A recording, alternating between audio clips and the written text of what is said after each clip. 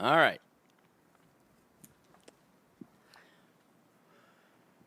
Welcome to We Are Libertarians. I am your host, Chris Spangle. We Are Libertarians brings you all of the irreverence modern politics deserves. Think of us as the love child of National Review and Mad Magazine. We explain to you what the hell is happening in our world today and how we can fix it by thinking differently. Please be sure to rate and review us on iTunes, like us on Facebook, share this episode with friends, and support us through PayPal or Patreon at wearelibertarians.com. We are supported by listeners like you, so $1 per episode by pledging $5 a month helps us grow. We're always taking your questions and comments via email at editor@wearelibertarians.com. If you are new to the program, we catch up for the first 20 minutes or so, although this episode may be a little different. And then we deep dive into analyzing current events in society from a libertarian perspective. This show is for adults by semi-adults, so please be warned, the language is strong and offensive, although my guest today has told me she's not going to curse. Chloe Anagnos. Well, for the most part, I don't know. I can't make any promises yet. You talk. You're in the same seat that your sister normally sits at, and you're much quieter. Who, me? Yeah. It's probably because I have a metal rod in my mouth. Well, okay. So. I thought we weren't going to be dirty on this episode. No, I mean, I literally have an expander in my mouth. That's why I have a little bit of a lisp. Okay. So. Welcome to my podcast, Hello. everyone. Welcome to my podcast. Would you like to be my friend? It's I think it's sort of odd that you're on the show and Greg and Kat are missing. Would you like to explain that? No. I mean, they're on vacation. Well, but Greg's not. Vacation. I'm on vacation and I'm here. I think I think they're just lazy. I think your presence scared them away, to be honest. So Chloe ruined the podcast. So you could say, no, I'm just kidding. No, I didn't ruin anything. No, Chloe and I talked about this episode, getting deep into a specific subject, and yeah, we're on summer break. Your sister, who has been a great addition to the podcast, everybody loves Kat. I'm glad. Yeah, do you?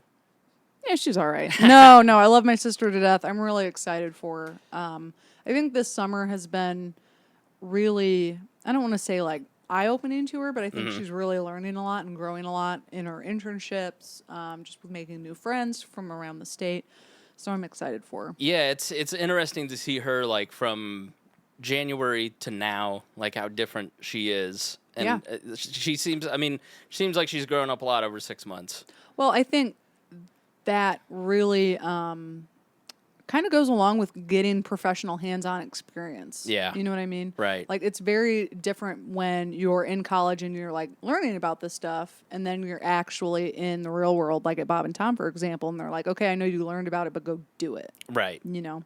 She talked to the last episode of that. She goes, well, and my sister might agree that college really is more about growing into an adult than it is learning actual applicable skills than anything else. Yeah, absolutely. I mean, I'm very fortunate that, like, don't get me wrong, I think Ball State's incredible for what I went to school for. But I will say I don't think any institution can really prepare you like an internship will. Right. So I remember when it came down for me to pick between journalism schools in the state, it was really between IU and Ball State. Both fantastic institutions, nothing wrong with them. But my mentor from high school said, well, the difference between journalism and TCOM at IU is that you get the two interns, one from IU and one from Ball State at a news station. The IU student has read about how to use all the equipment, but the Ball State student will go and actually put it together and get the lights running and the scripts together, and Ball State, a lot more hands-on. Ball State is a great school for communications. There are a lot of really good schools like U of I, University of Indianapolis, Butler, around the state of Indiana. But Ball State, thanks to David Letterman, who went to Ball State and like gave this amazing facility to them, and now at Ball State, the Papa John's guy, John Schnatter, just opened the Schnatter Institute. Yep. Steve Horowitz is a guy that many of you may have heard. He's leading it, I believe, and so Kat, of course, had absolutely no idea that any of that existed. So she was like, "Really?" It's like, well, but here's the thing: it kind of got overshadowed by the like little bit of Coke money that went into it. And I want to say Ball State was given maybe like, I don't know, $1 million in Coke, like in a Coke grant, something like that. KOCH, not like Not like Coca-Cola. like drugs. Or that too. But I remember a lot of students kind of freaked out about it, and it's one of those things where it's like, okay, one, I don't really understand why you're dissing the Koch brothers when they're actually more libertarian than they are like conservative Republican. Absolutely. There's a really good article on the Advocate's website about that, how they support gay marriage, how they actually donate a lot of their money to public-private institutions. But it really sucks when you get these liberal snowflakes that are like, oh, well, you guys are heartless. Why are you giving us this money? And it's like, they're giving you money so you can learn. Come on like now. if you love reason, the Cato Institute, Institute for Justice, Institute for Humane Studies, pretty much any libertarian institution, they have built and helped fund, including the Libertarian Party. I mean, they have been hugely beneficial to the libertarian movement. And I don't get the libertarians love all the nerdy professors that write blogs and articles and everything, but then they hate the guys that actually pay them. It's at least a certain segment. I have and will continue to maintain that Greg and I and Kat and all the We Are Libertarians crew, we love the Koch brothers. We are happy to take donations from the Koch brothers, and we are willing to be bought at any time. So if you have any rich friends or connections to the Koch brothers, please send them this podcast. So Love it. Yeah. Now you went on to take my job at the Advocates for Self-Government for a while. You've now moved on, but you were actually an employee of Brett Bittner. I can only say his name because Greg's not here. He has a very strict no Bittner. If I say Bittner's name, Greg will get up and walk out. Right. Well, I mean, we worked together. I wouldn't say I was. I mean, I guess. No. He said he was the emperor of the office, and that you were his subordinate. He was the emperor of the office. So, no, but yeah, definitely. Still contribute a bit to the Advocates when it comes to the newsletter and things like that. So when I get the email from the Advocates for Self-Government, which are the quiz people, and it says Chloe, that is actually you. Okay. For me. I thought it was you just sending me spam email again. No. Okay. When have I ever sent you spam? All the time. I don't send you. You sent me your sister. That's worse than spam. No, I don't do any of that. I don't do any. We got to get it. We got to talk about your mom too. By the way, Kat doesn't want to talk about your mom, but Natalie is so woke. Your mom is woke AF. Did you do that? Are you the one that got her woke? No, I think the State of the Union kind of got her woke. I kind of remember, and I would love for her to come down and kind of talk about this, but I specifically remember kind of there being this shift in our house as I was getting a little bit older, as my sister was getting older, where we weren't talking about just like, what'd you do at school today? But we were actually talking about current events. Right. And I think that's one of the things that has made me, I don't want to say an excellent public speaker, but has made me, able to kind of talk about current events, policy, things like that. Right. Is that we would talk about things that are going on in the world at our dinner table. Yeah.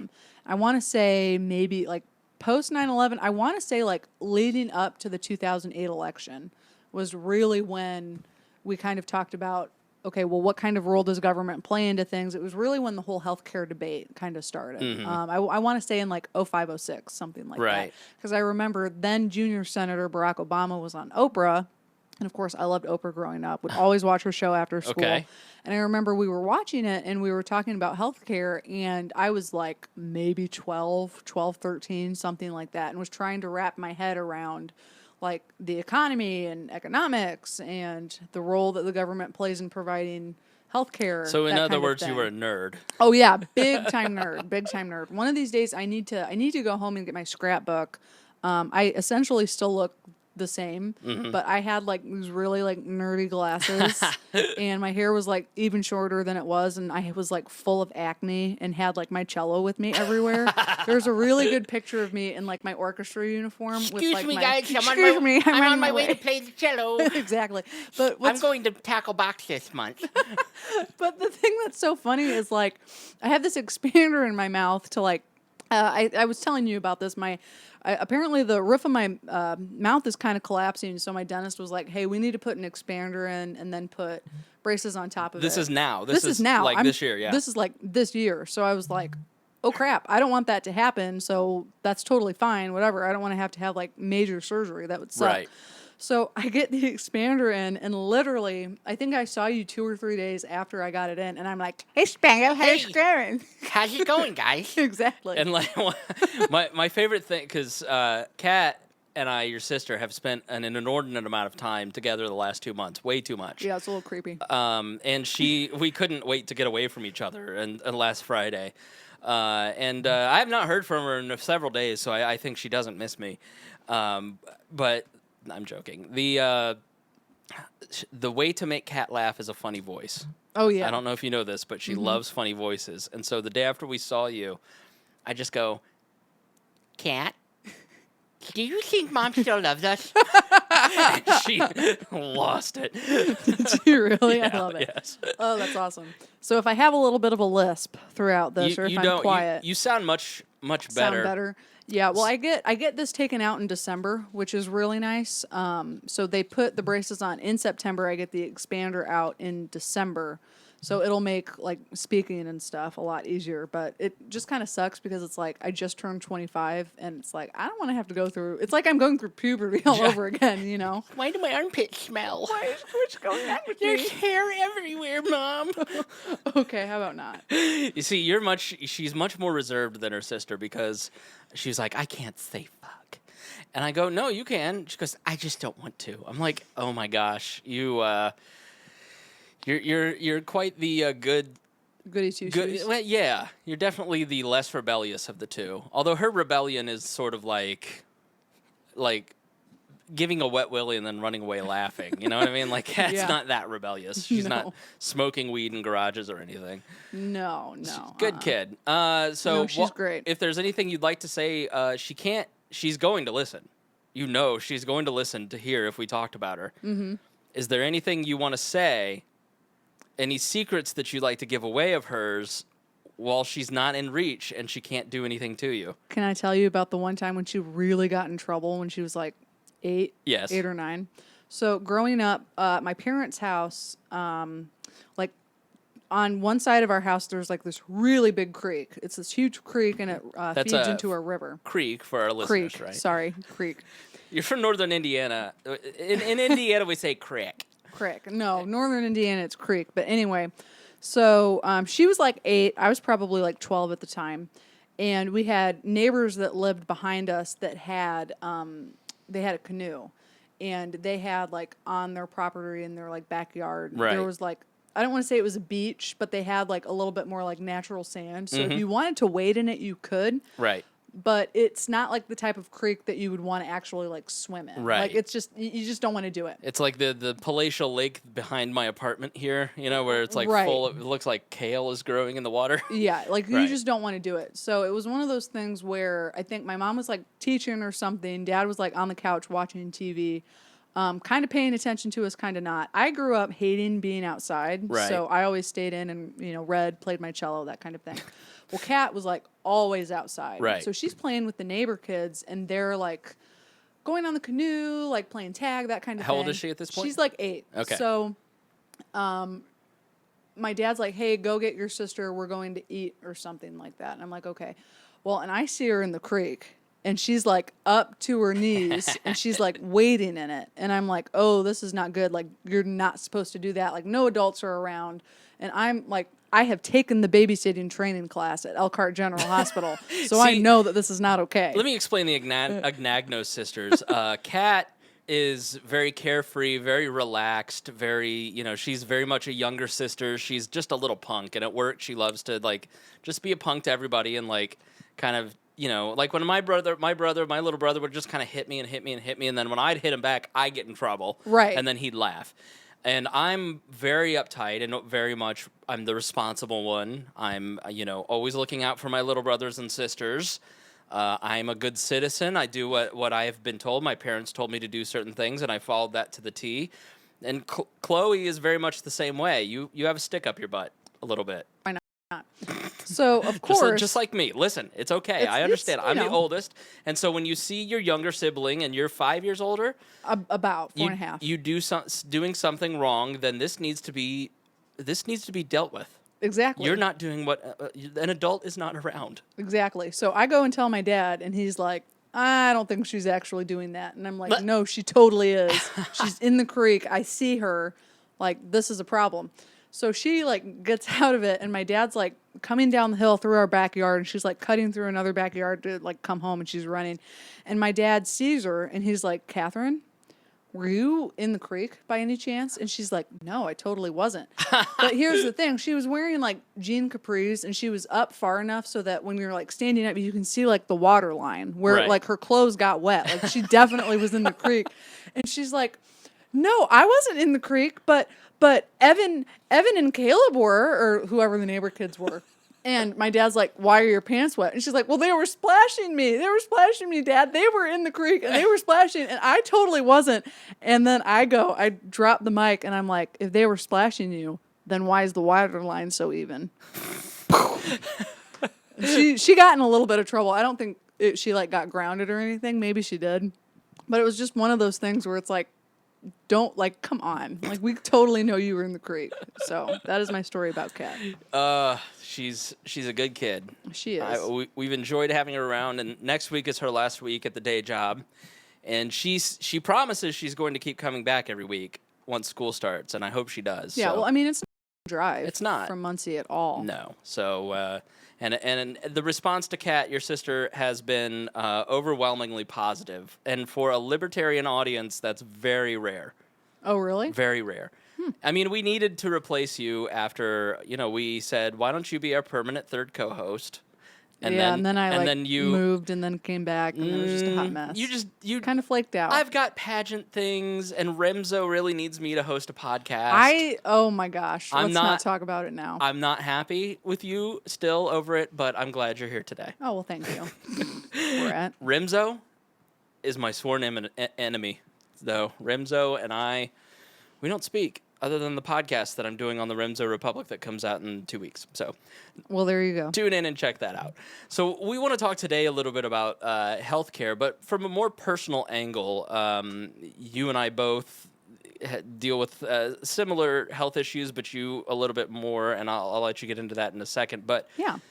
We have a series called The Cost, where we talk about the human aspect of government policy and how government policy actually affects real human beings. And if you go and download that podcast series, it's episodes 91, 17, 144. These are episodes that we've done on We Are Libertarians like we're doing here, but they're a little more based around what it means to be at the receiving end of government policy. Because I don't know about you, but having been around politicians for about 15 years now, working intimately, having conversations with them, covering them, training them at every level of the political world, locally, not nationally, but I find most politicians really are doing what they want to do because it's half I want to help, half I want to be important. Mm-hmm. I always say that politics is the revenge of the kid that didn't get picked for soccer in third grade. I'm going to be popular somewhere, damn it. I might as well be popular in politics. But I do think that most people do get into politics with a genuine desire to help make people's lives better. I don't think that people go into it in the way that I think even Donald Trump, even though he's a malignant narcissist, somebody who is very wrapped up in what he wants, I think even he, on some level, wants to help people and thinks that he can make it better. He just thinks he's the only one. So we're libertarians. We don't throw all politicians out and say they're all bad, they're all corrupt, they're all just out for money, they're all this. We think that most people, they want to help. But the problem is that government sets up incentives that are perverse and that don't help people, and it incentivizes the bureaucracy to do what benefits them. And so government policy usually, as a result, ends up hurting a lot of people. And, if you go and listen to the cost episodes, you hear episode 144, 100 people interact with this woman who's a victim of domestic violence at every level. None of them help. Nothing gets solved. The case continues to this day. It is still not going in her favor. You have episode 160 and 163 where you have two people who go to prison and come out and try to make the world a better place. Rich, amazing work in the local community, despite having a criminal record and all that is stacked against you. And Addie's story, which you listened to, that you were inspired by, which is kind of what spurred you to want to come and talk about some of this.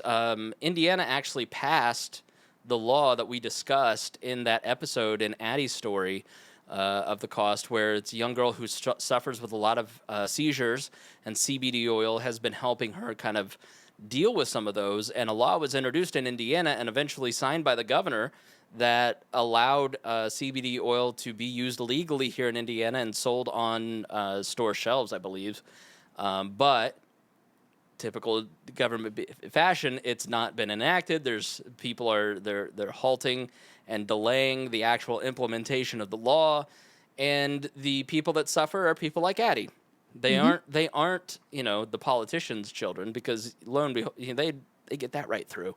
So sometimes the unforeseen costs.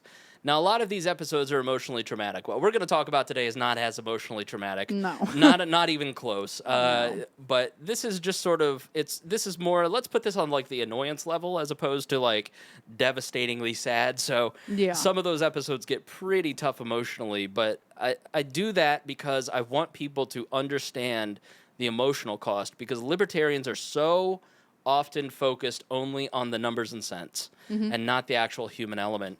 And so what do you want to kind of talk about today? Why don't you set up, what was your reaction to Addie's story first? Yeah, well, first of all, and I kind of mentioned this before we started, but I originally began my journey in the Miss America organization wanting to bring awareness to arthritis, talking about how it impacts people physically, mentally, emotionally, economically. If anybody all of doesn't that. know, explain what arthritis is. So arthritis is categorized by the 120 different diseases that can affect your mobility. So a lot of people are familiar with like rheumatoid arthritis. I think that's one of the most common. In Indiana, there are more than 600,000 children that are affected by juvenile arthritis. Really? Yes, more than 500,000. Arthritis is the #1 cause of disability in the United States. It does not affect age, race, nationality. Anyone can get it.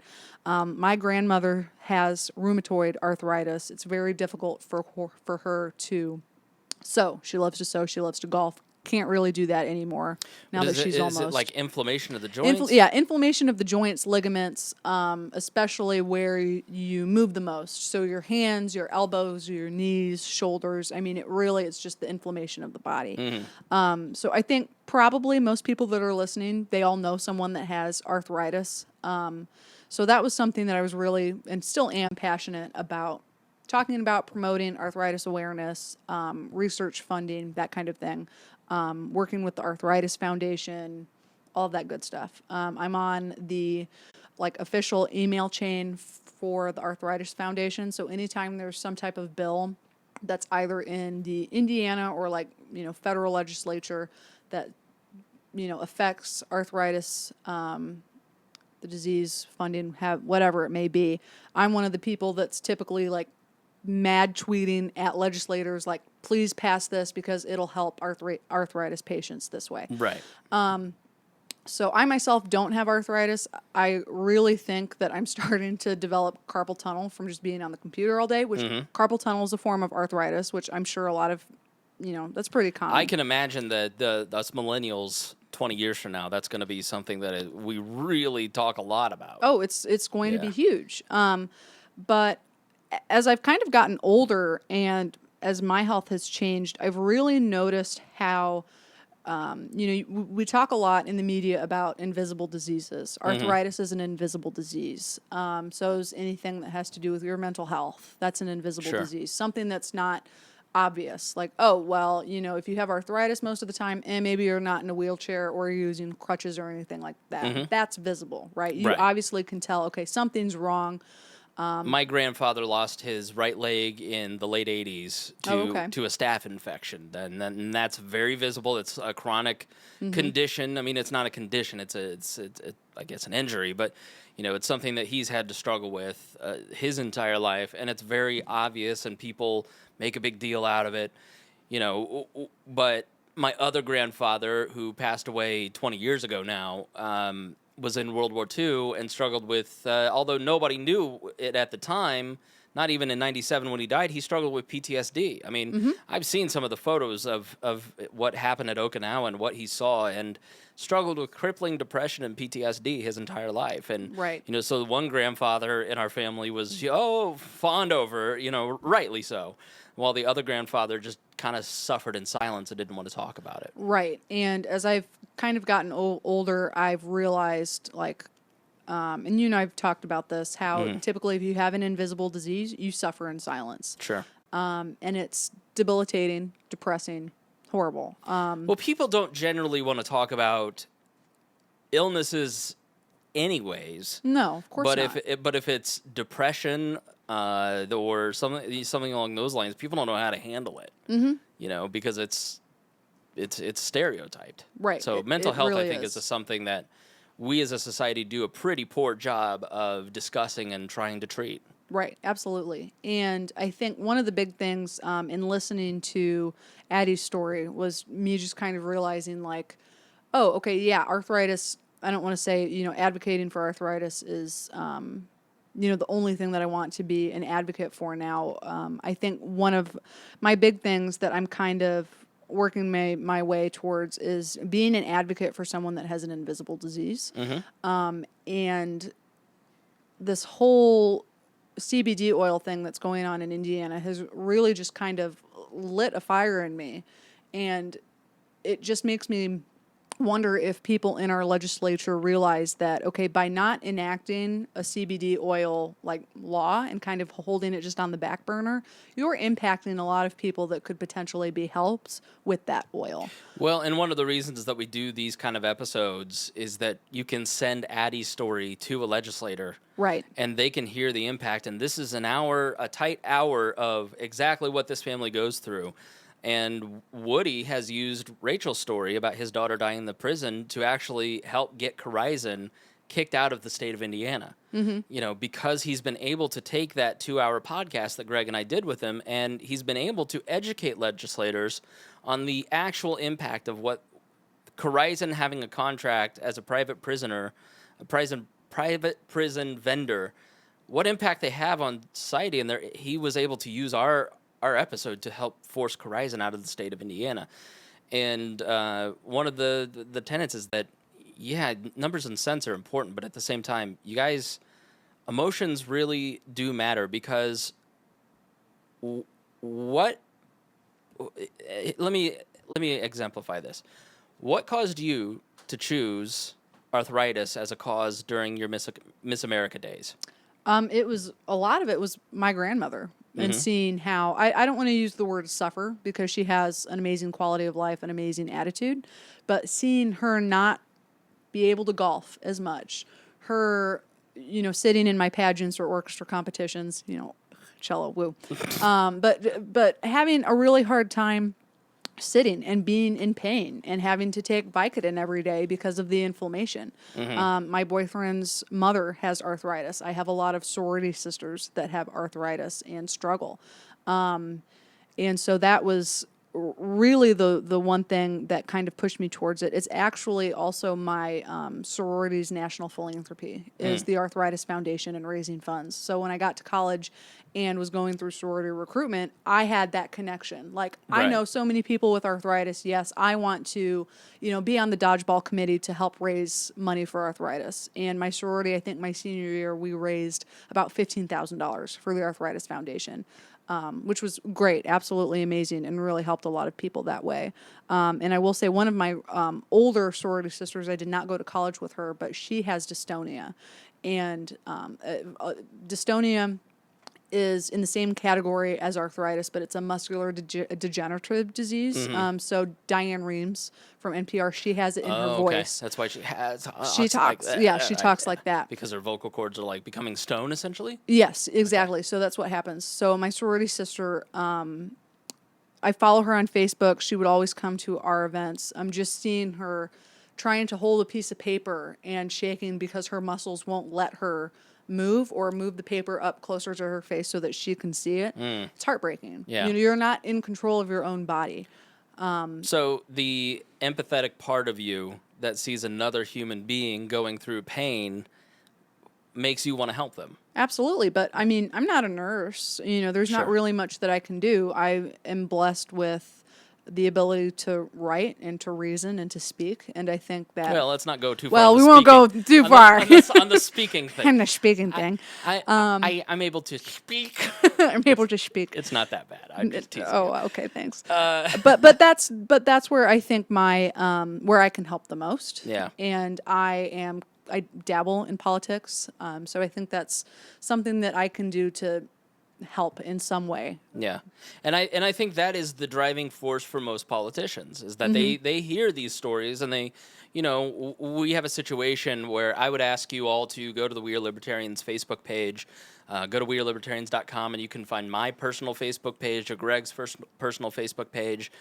Feel free to follow us there, but we have a friend, Larry Ralph and Michaela Smith. They were cleared. She was pregnant, and they were cleared to go to Mexico. And they went to Cancun on a vacation that they had planned long ago before they recognized it. And so she went into extremely premature labor, had an emergency C-section. They had the baby in Cancun, Mexico. They both survived. The baby is the little boy Beckham. He's 2 pounds. And they were basically held hostage by the Mexican hospital saying, you give us $17,000 in the next hour or we're putting you onto the streets. And which is certain death, which is just so beyond comprehension and humanity. And so a lot of us have put together a GoFundMe that is on our Facebook pages, in our Facebook group, and we're asking you guys to help pitch in because they were able to get the $17,000 paid to the hospital to get them released to an emergency Learjet medical service that cost them another $30,000 to bring them to Riley Hospital. And then, you know, obviously, as we know from our friend Harry, who had his daughter Gunther, who was premature in the same situation, it's just astronomical health bills. And so they were fortunate to get the family to pitch in that amount of money. But people in Indianapolis have seen this story on the local news, and our listeners have pitched in, and friends and family have pitched in, and have on GoFundMe raised, I think it was around $30,000 last time I looked in a span of 24 hours.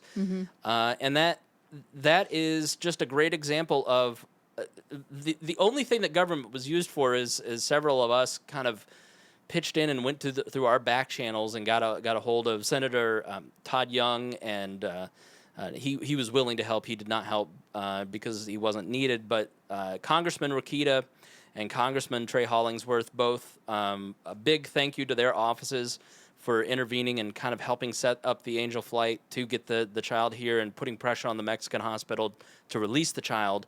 But that's a great example of empathy where everybody works together and can pool their resources, and $10 from you to help this couple in a very traumatic time has lifted their spirits in a way that is just so incredibly it leaves them speechless. They're absolutely speechless by the outpouring of support from the community of Indianapolis. And hopefully after you hear this, We Are Libertarians listeners, he is a listener of the program, and so we want to help our own.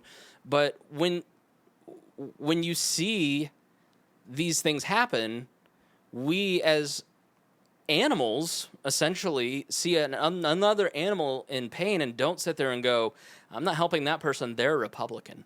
Right. I'm not helping that person, they're Jewish. I'm not helping that person, they're Methodist. Like, we are empathetic creatures, and we want to help others. And so often we are not able to help others because of bureaucratic red tape. Right. And you've experienced a little bit of this. You were telling me before that how just time consuming. I mean, it's just the bureaucratic red tape there was the Mexican government extorting money so they could be cleared to go through customs to get out of the country, all the way down to the red tape that you have to deal with. I mean, do you want to share what illnesses you struggle with? Yeah, well, some of them. So the one that I like to talk about the most, just because it's something that, if left undiagnosed, could kill you, essentially. So I have hypothyroidism, which Okay. means that my thyroid, which is the butterfly gland that's in my neck, Okay. doesn't produce enough hormones in my endocrine system. Right. So if your thyroid is off, like, your mood is affected, your body is affected. I was diagnosed when I was, I think, 16 or 17, very young for someone with hypothyroidism. At first, it was, if anyone has ever gone through trying to get a diagnosis, it's excruciating. At first, my doctors thought, oh, well, you have a lot of stomach pain, Crohn's disease, celiac disease. I thought for a second you said you have a lot of stumps. I was like, Stumps? No, I don't have a lot of stumps. I hope I don't get that. Ugh. No, it's terrible. But a huge symptom of hypothyroidism is having just awful stomach pain. Losing your hair. That's one of the reasons why my hair is so thin. Being cold all the time. That's why you'll see me even in the summer wearing. I'm wearing a knee-length dress because even Right. I'm in your apartment. It's 100 degrees out, but I'm cold. Yeah, well, it's 65 It's degrees 65 in here, but Yeah. whatever. But it's something that, if you don't take thyroid hormone, you really could do damage to your body. So anytime and it's very prevalent in women, it's hereditary. A lot of women in my family have it. I have a lot of friends that, as they have gotten older, talk about how, oh my gosh, I'm in pain all the time. I'm really tired. I'm lethargic. I'm not really sure what's going on. Maybe it's my period. Maybe it's this. And it's me saying, you need to get your thyroid checked because that controls so much of the emotional, the physical, the mental, everything that goes on in your body. So for me, I've been taking thyroid hormone, and I mean, you gave a very extreme example of, friends of ours that are going through a hard time. I don't come here today to talk about my own problems to try to get attention, but just, really to kind of talk about what everyday normal people go through.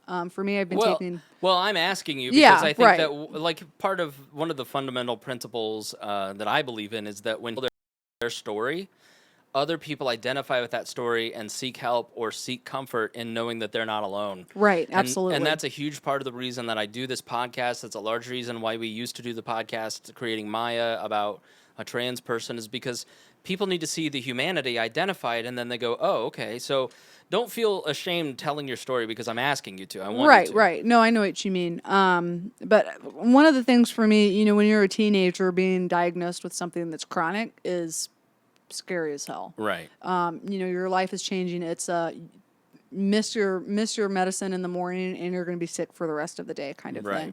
thing. So I remember just having, I don't know if it was anxiety, depression. It probably was all of it rolled into one. Being different, being that person that if I don't eat right now, I'm going to just get sick. If I don't go to the bathroom right now, like, please let me go to the bathroom. I'm having an issue. Which we have learned here. Which we have learned podcast, here. Yes. But I distinctly remember sitting. I think I'd been gone. I had missed a French quiz, something like that. So you know how, like, if you miss a quiz, just go sit out in the hallway, take it, Right. and come back in.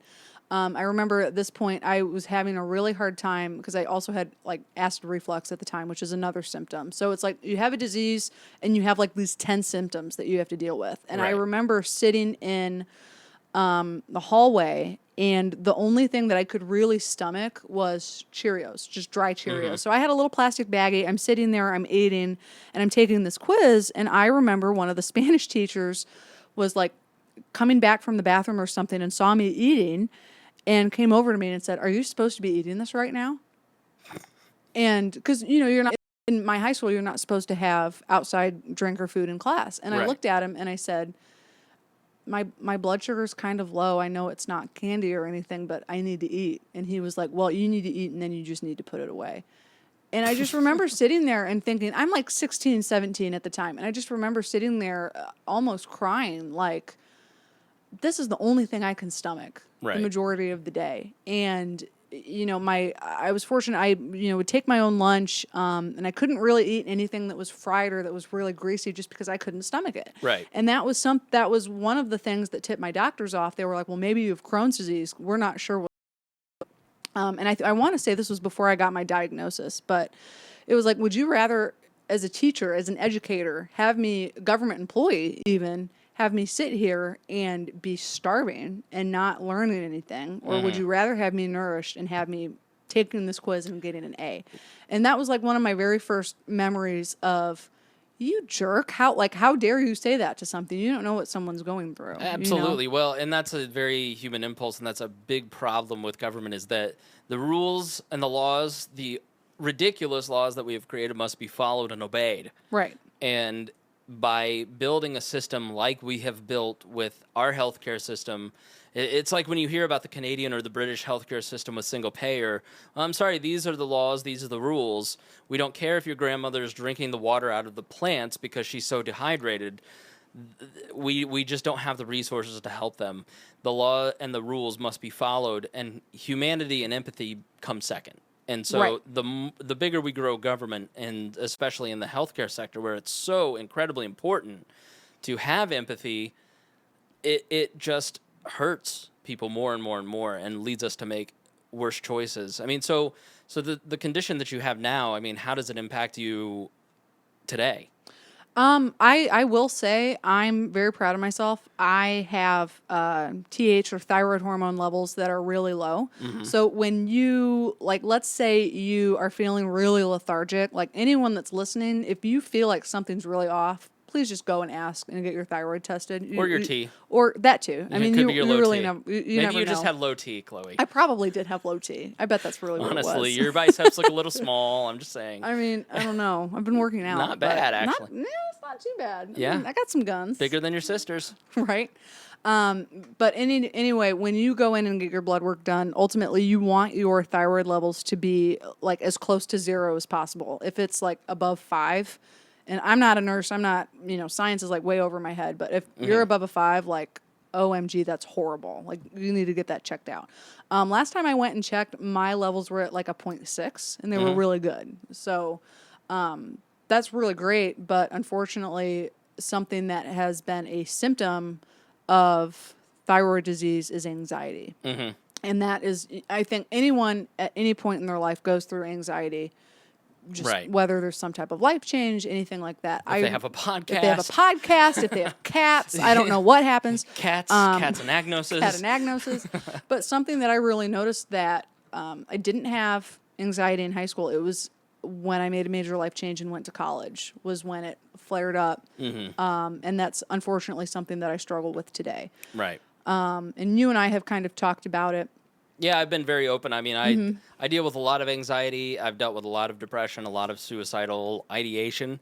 I would never commit suicide because, as I mentioned on a recent episode, I'm way too vain. I wouldn't want that to be the thing that people remember me for. I want them to remember me for my podcast. But I mean, even as recently as this week, I mean, just dealing with a lot of depression. I take Lexapro for it. If I could go back 15 years, I probably wouldn't take medicine for it, but I do, and I do think that it benefits me in some way. I've taken Klonopin in the past, which so one of the things that we like with depression medication, you start messing with your balances. That I want to talk about the prescription process. Yeah. Because you and I have had very different, like, I called my doctor and I was like, I'm having panic attacks and I'm really depressed. And he's like, here's Klonopin. And then I took it and then I was just kind of going off of it. And I was like, looked up the symptoms because I figured maybe that's why I'm so tired. It's like detoxing from this will cause seizures. And like, it's just this highly addictive medicine that can permanently change your brain in the way that, like, the same as Xanax and Klonopin, they all are kind of similar. And I'm just like, I just called this dude on the phone one day at work last year because I was really overwhelmed, and he just wrote me a prescription for something that could permanently change my brain, and we didn't even have a conversation about it. He just said, go pick it up at the pharmacy. Right. This is a controlled substance that, is something that is highly addictive that people break into pharmacies for. And like he just gave it to me, and I've had refills since where it's just like, but it's one of those things that I would never ever abuse. And like, honestly, if I actually smoked pot, and I've thought a lot about this, like if I smoked pot, I think I would be much safer smoking pot or edibles or something, because I wouldn't have the negative consequences, the potential negative consequences of that. But I'm a rule follower, like we talked about. Right, me too. And so I'd rather get the Klonopin than go do the pot because, well, I don't want to do something illegal. Right. Doing things that are illegal are against my moral system. Right. But at the same, it's that weird trade-off. And so government policy has, in my own life, affected my decision making to have me a year ago pursue a treatment that was far more dangerous than something that is currently a Schedule I drug. And that comes from the ground. That comes from, like, Schedule I is heroin and cocaine and pot. Like, does anybody think that pot is a Schedule I? It's so ridiculous. Methamphetamine is a Schedule I drug. And so I pursued a more risky, more dangerous, more life-altering treatment just by trusting my doctor, which is silly. I should have, obviously personal responsibility, look what you're putting in your body, instead of going after pot, which is very mystifying to me as I look back now. But you don't always make rational choices when you're depressed and dealing with some of that stuff. Well, and you almost will do anything to get better because it took a lot of energy and just general like morale building upness, I guess, to get yourself up off the couch and to go to your doctor and to say, hey, something's wrong. It's tough to admit that you're struggling. I mean, it really is. And honestly, I was kind of nervous about coming on the podcast today and saying, hey, I struggle with anxiety and depression. But now I'm like, hey, let's just talk about it, because I hope that ultimately someone will go to the doctor because of this, and someone will try to make a change. So in what way? I struggled for a really long time with just being anxious, having anxious thoughts, having depression, that kind of thing. And it wasn't really until I kind of said, I'm not going to feel this way anymore. I'm tired of it. And it wasn't until I called my doctor. I think this was, I want to say maybe around this time last year. And I said, hey, I don't want to deal with this anymore. Fix my mic. I said, I don't want to deal with this anymore. Something needs to be done. Enough is enough. What can we do about it? Right. And I have my doctor's great. I think it's really important to find a doctor. Dr. Nick. Who? Dr. Nick, from The Simpsons. Hey, everybody. Oh, no. I have Dr. Megan, and she's amazing. But it's wanting to take those right steps and, maybe asking for some support, or having someone take you to the doctor, or having someone refer a doctor to you. I actually have a really close friend of mine who struggles more so than I do with anxiety and depression. And I gave her a referral, and I'm actually really, really glad and really happy for her. She's doing a lot better. So that's one person. I don't want to say that, I'm this awesome person that's referring people and telling them to go to the doctor, but I hope that. But come on. No, but I want to inspire people to just we all know, go to the doctor, eat a little bit better, go and work out. Like, those are some things that you can really do to kind of change your mood, change your life. Really give people something to identify with. What were the emotions that you were feeling when you were feeling at your low? What was? I can tell you what made me change earlier this year, but I want to hear what made you kind of make the change personally. I think it kind of came in stages. So I think a lot of whatever anxiety or depression that I have stems from having a chronic illness that I cannot control. And I think that happens with a lot of people. Right. I mean, you have rheumatoid arthritis and you can't golf like you once used to. Like, that is pretty depressing.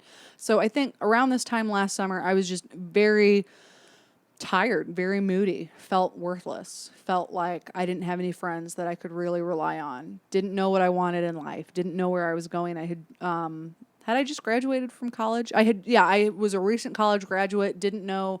Like, you sit there and you kind of question all of the choices that you've ever made, and you're like, oh my gosh, I had was it right of me to have this peanut butter and jelly sandwich for lunch? I don't know. You know what I mean? Like, you have these ridiculous thoughts that go through your head. And I've had this conversation with your sister because the couple years after you graduate college are the loneliest years of anyone's life. Oh, like, for sure. Absolutely. And it's everybody. Like, if you're in college now, enjoy it and just be prepared that once you graduate college, it's going to be kind of like a lonely situation. I mean, it's very common to just have that isolation.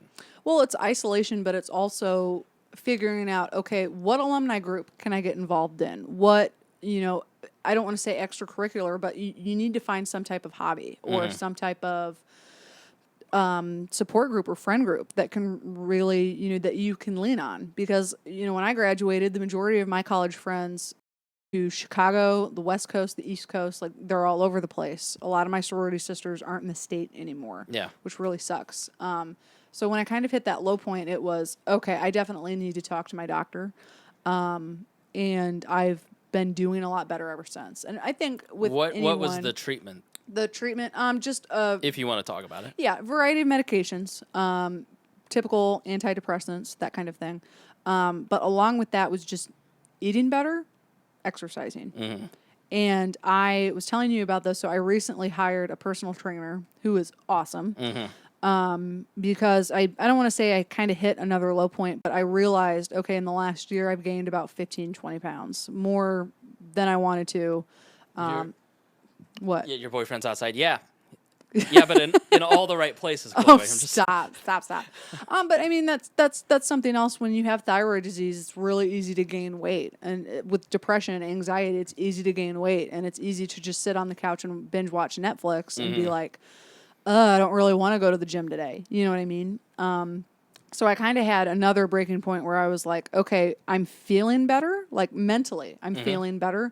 But physically, I know I need to get back into the gym. I need to be active. Right. And I've been going, my trainer and I meet 5 days a week, and I've been seeing him for 2 weeks, and it's made a significant difference. Yeah. And I'm not saying that everyone needs to start eating clean or everyone should hire a personal trainer, but if you can just walk 5-10 minutes a day, that's going to do a lot more good for you than just sitting around. Well, I think so I have these vacations. I have one in July and 2 weeks in the Christmas time, in December. And so I never go anywhere because I spend way too much money on this podcast, to be honest. And so it doesn't allow me to travel, really.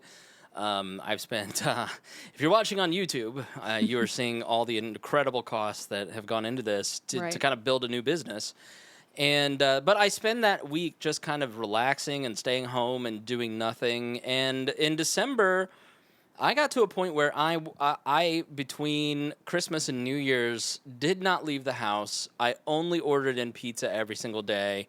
I had hit almost 300 pounds again. I just was an absolute slug. My body hurt. Like, I went to the doctor in December because I was having this horrible pain in my leg. And he goes, "It's because you're fat and you're not moving."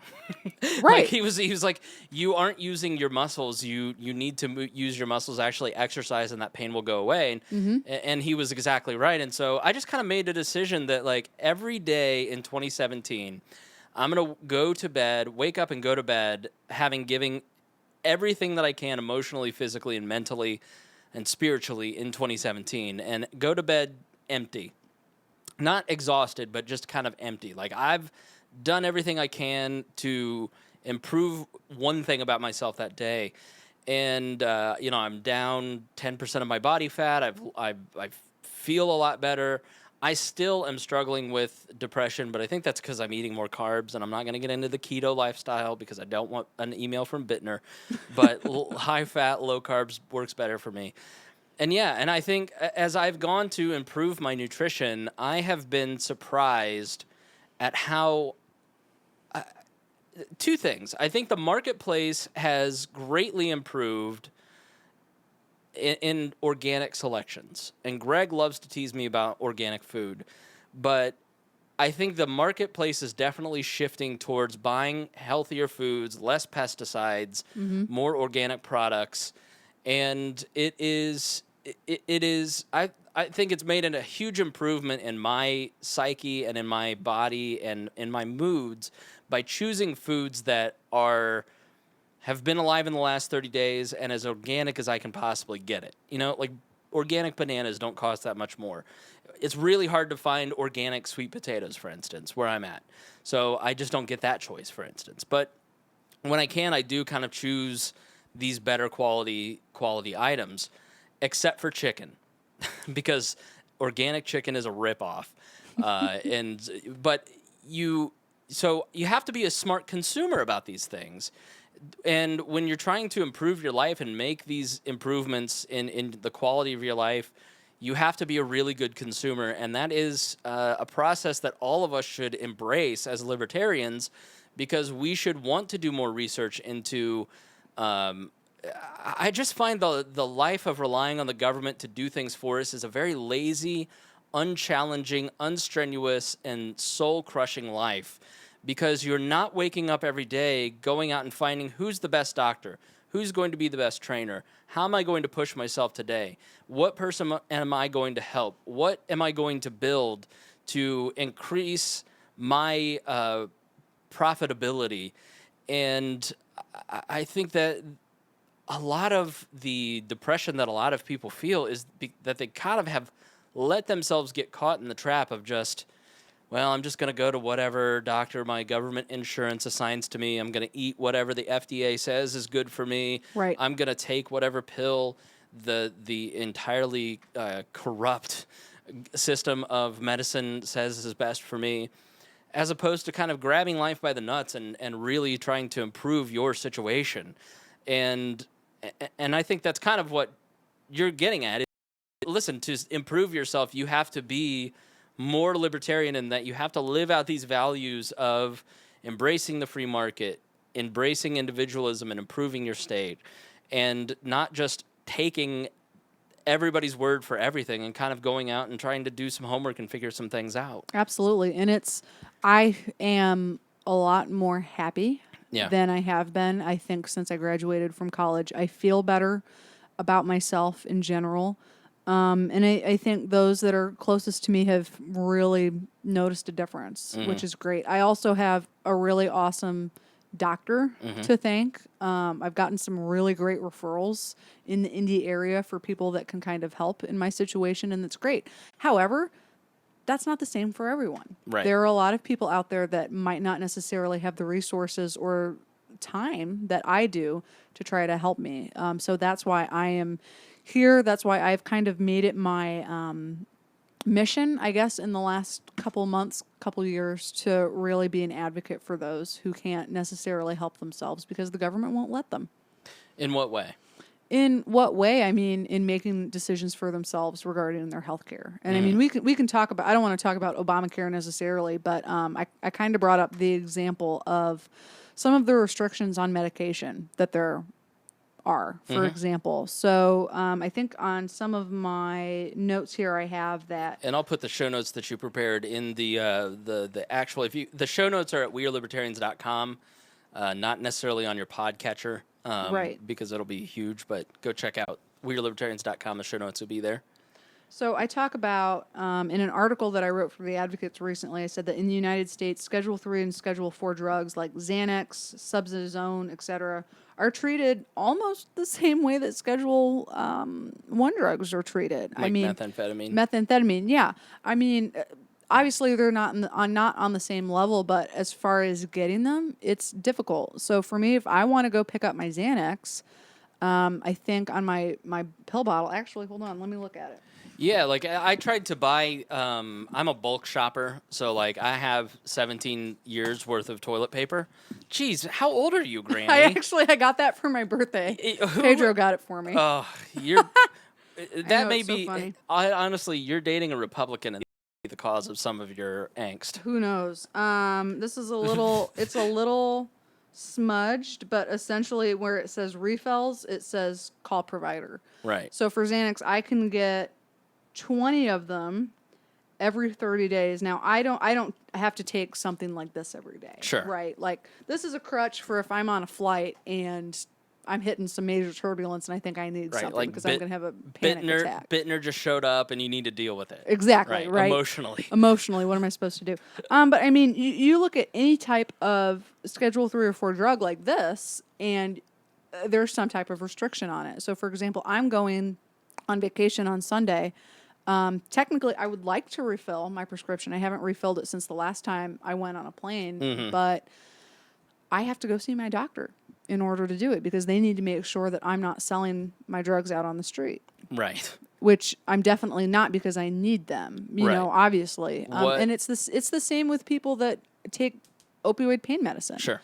They, I have an example. Actually, one of Bittner's relatives, he and I had a conversation about this. She had some type of major surgery, cancer, something like that. And she had her prescription in her car and just picked it up, went to the grocery store, went someplace else to get something. She comes back, her car is broken into because someone wanted those opioid drugs. Right. She calls her doctor and is like, hey, someone stole my prescription. What am I supposed to do? And they're like, well, sorry, we can't give you anything because you lost your prescription. Oh, well.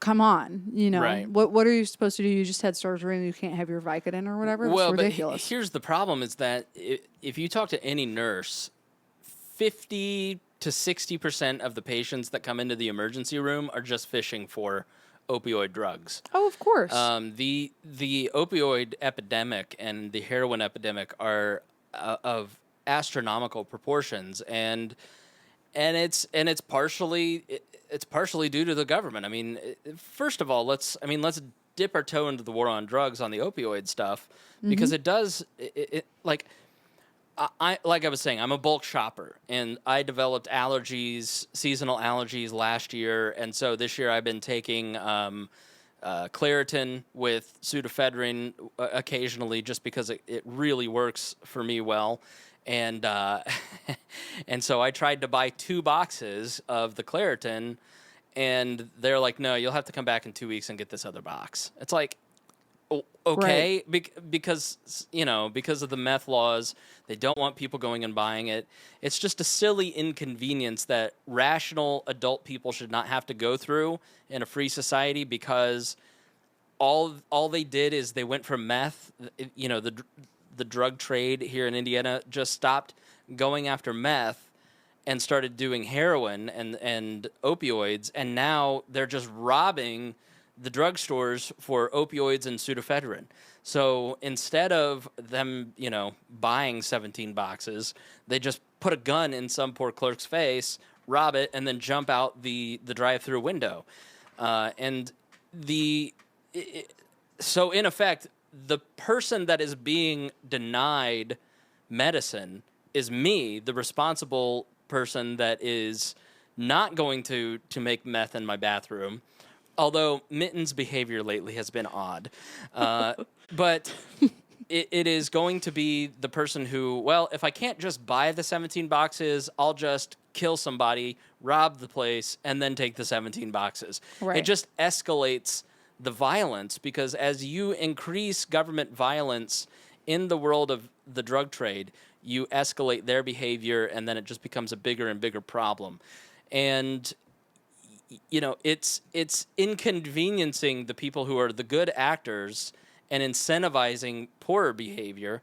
So somebody like you, who is a good actor, who is going to take the medicine responsibly, who is going to have to take time off of work, decreasing the productivity of the good actor because of the incentivization of the bad actor. Right. Because of these silly laws, how much productive time in our workforce do you think we lose going to the doctor for, like he wants me to go see him every month or every other month to get a prescription to Lexapro filled? I'm just not going to do that. I'm not going to take a half a day off of work to go out to Brownsburg, which is an hour away, to go get that prescription filled. Right. So I can give him $190 of my insurance company's money and $25 of my own because of silly rules. I make mine last as long as I can. So it's, again, a silly inconvenience, but I'll just break mine in half. Right. 'Cause I really only take them when I fly, just because I hate being around that many people, in like a sardine can. It's terrible. Or I'll try to, stack my doctor's appointments together where I can say, hey, I'm going to kill 5 birds with 1 stone here. But it sucks to say, like, I'm doing so well right now that I don't necessarily need to see my doctor all the time, that it's like, I really don't want to drive. I live downtown. I don't want to drive all the way to Carmel to see my nurse practitioner for 30 minutes. 30 minutes and north out of your way, yeah. And waste time. Right. It's ridiculous. And we kind of talked about this before the show, but I know so many people who, if you are in severe pain, like living with debilitating pain, a lot of times some of the best pain specialists aren't necessarily in your hometown, in your region, or in your state.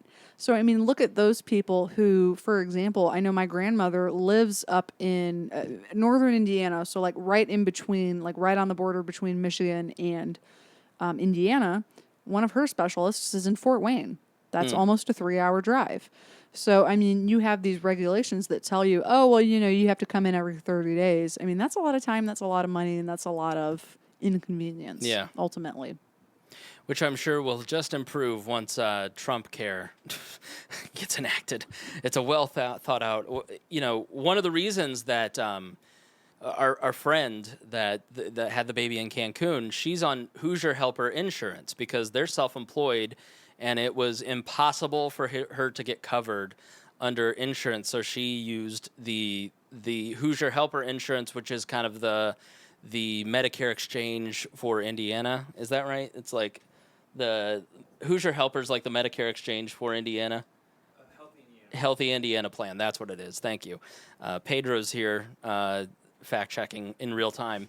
And so they were trying to get to a hospital in Florida to have emergency care on the premature baby and her out of Cancun, and they couldn't get to any hospital in Florida because no one would take their insurance because it was a Hoosier Help. It was the HIP plan. And so they had to have extra expense to fly here. Imagine if we could sell across state lines. Imagine if we had insurance that was more free market. Mittens is going to need a doctor if she doesn't get out of here. Come on, get out of here. Watch out. She'll knock your water over. Hold on to it. She's very naughty. Well, I mean, the world would we'd be a lot better off, ultimately, if we were able to do that with our insurance. Yeah. So there's so many great documentaries out there that kind of talk about how government policy incentivizes us to stay fat and sick. Mm-hmm. I mean, if you just talk about food, for instance, you look at like hydrogenated. Sorry, my cat is just being a real piece of shit right now. I love you, Mittens, but we're trying to do a show. And see, here's the deal. I'm not home a lot through the week. And so on Thursdays, I'm sitting in one place. And so that's when she comes to love on me right in the middle of the show. So if you watch the videos on YouTube, there's a 100% chance as you watch the show on your Roku that you will see my cat's asshole. But she means it only in friendship. If you look at like hydrogenated corn oil or whatever it is, the what's the sugar replacement? That they turn corn. You know what I'm talking about? Yeah, no added high fructose corn syrup. High fructose corn syrup. Yeah. The government incentivizes because basically you take something like milk. Milk is not necessarily good for you. I mean, it's why like I'm lactose intolerant. I know you have stomach sensitivities. Let's say sensitivities. She flees events half the time because I've had that during the podcast when Hannah Drozic so eloquently pointed out, Did you shit your pants? yes, I did, because I'd had milk earlier that day. Like, milk isn't good for you, but because the Milk Growers Association or the dairy associations across the country have bought off politicians to make sure that milk, eggs, beef, wheat, all these gluten products, corn, they become the staples of the American diet instead of things like vegetables, which, let's be honest, have you ever seen a Brussels sprouts association? Like there isn't a cucumber association. Nobody stands up for the poor vegetables except for the vegans, and nobody likes them. They're worse than the keto people. Awful. So you have a diet that's kind of upside down because government policy incentivizes these foods that are not good for you and not necessarily healthy.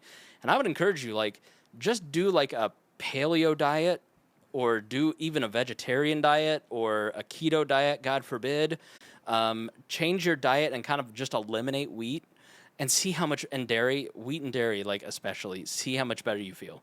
Like you'll be less foggy, you'll be less sick. And you watch a lot of these documentaries, which I think the documentaries on YouTube and on Netflix are incredibly powerful in changing American attitudes towards a lot of things. It really does benefit people because then they'll try stuff. I tried out being a vegetarian for like 3 months, and I felt a lot better, but I also hated my life. And you watch these documentaries and you kind of go, oh, yeah, the government is incentivizing things that just don't make sense, that aren't really that good for us. So, for sure. Well, I wanted to maybe kind of talk about a solution as we wrap up. I think one of the biggest ones, and I know this is a long shot, ending the drug war would be great. First and foremost. First and foremost, That that's like number one. That would be great. But I think right now, right here in Indiana, we need to get the CBD oil registry figured out. And what frustrates me, I believe last time I read, it's only for people that suffer from seizures. It's not just a free for all. No, it is only seizures. It's only seizures. Yeah, and I think it's childhood seizures. I think it's that limited. Yep. And the governor, who is fairly libertarian leaning, said, you know, we're signing this for children with epilepsy. We're not going down the slippery slope of legalizing pot. Which I respect Eric Holcomb, but I have to disagree with him on that, Governor Eric Holcomb. But another anecdote real quick. I have a good friend of mine who lives in Atlanta. Last time she was in Indiana, she and I were talking, and she asked me, she said, hey, my father is 80 years old, and he has Parkinson's to the point where he can't stop shaking. He's in a lot of pain. It's debilitating. Do you know much about the laws in Indiana or in Georgia about us getting any type of medical marijuana for him? Because him being a little bit older is worried about the legality of it and only wants to take CBD oil if it's legal. Well, unfortunately, there's not many ways in Georgia to get around it. But for here in Indiana, I have to say, okay, seizures, that's fine and dandy. That's great for them. What about people that have Parkinson's? What about people that have Crohn's disease? What about people who are car accident victims, who have been struck by lightning? I mean, there's so many people that have even anxiety, depression. There are a lot of studies that have come out recently that I'll add to the show notes that talk about how using medical marijuana, using edibles, anything like that can really help and get people off of these mind-altering drugs that you and I have been talking about. I think that's something that would really put Indiana in the right step and would have the potential to really increase the quality of life for a lot of people. The people in Denver have so much money that they don't know what to do with all the money. Like they have, and they have so much cash because they can't put it into federal banks.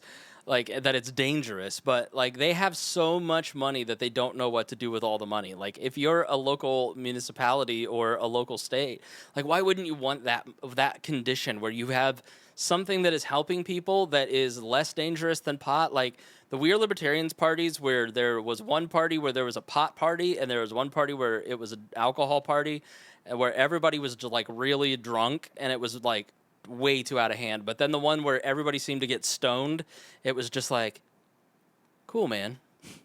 Having a good time. Like it's just so nonsensical. Like I don't understand how somebody like Jeff Sessions could sit there and say, no, the crime rates that are dropping in all these places that legalized marijuana, we need to stop that. We need crime to increase.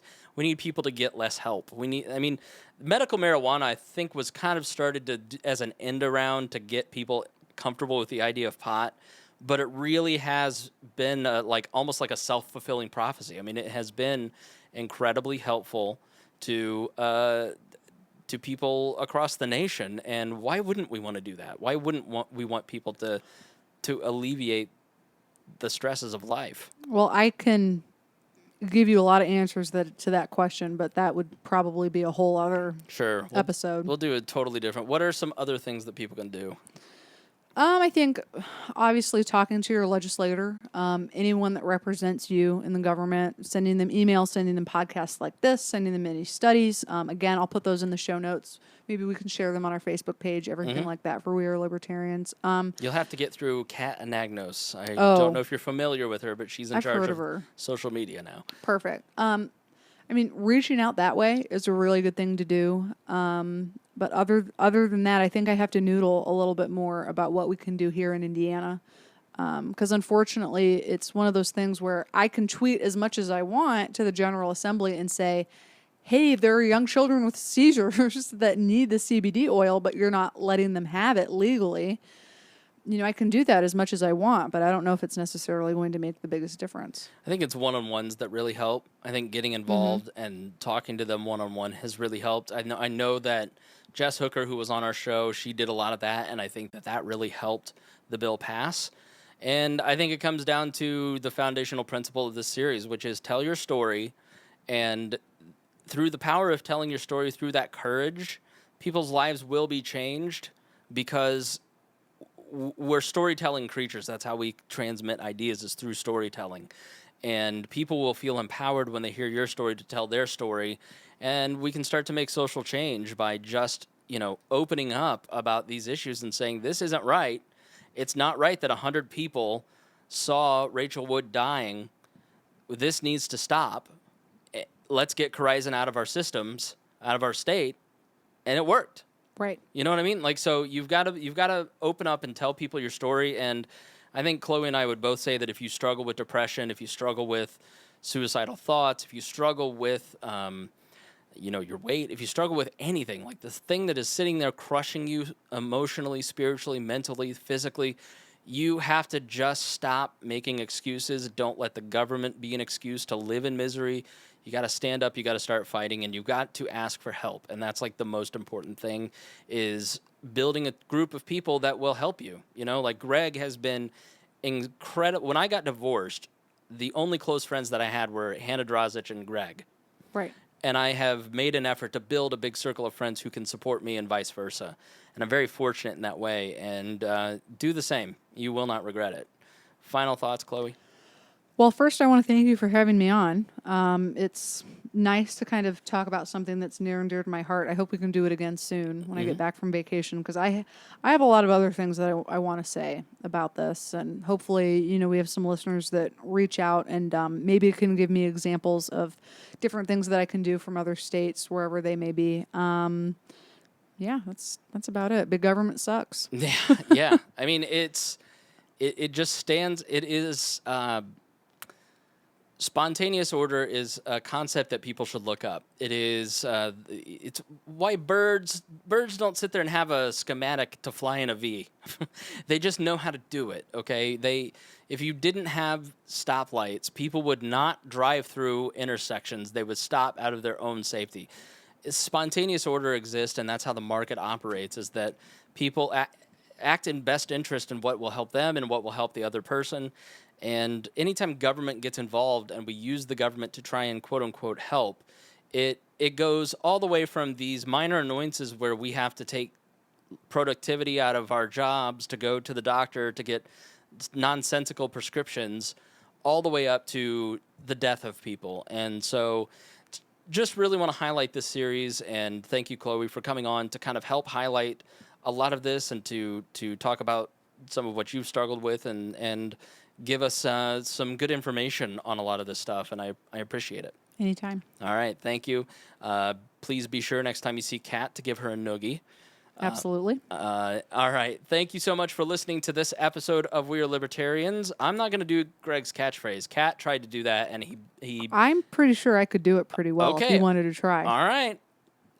Thank you for listening to this episode of We Are Libertarians. Please be sure to share, rate and review on iTunes, donate, and please be nice to each other and help each other out. And as always, we promise to do better next time. Not bad. Well, okay. No, you did good. Did you hear the insecurity come through? What could I have done better? Help. My expander. All right. Very nice. good.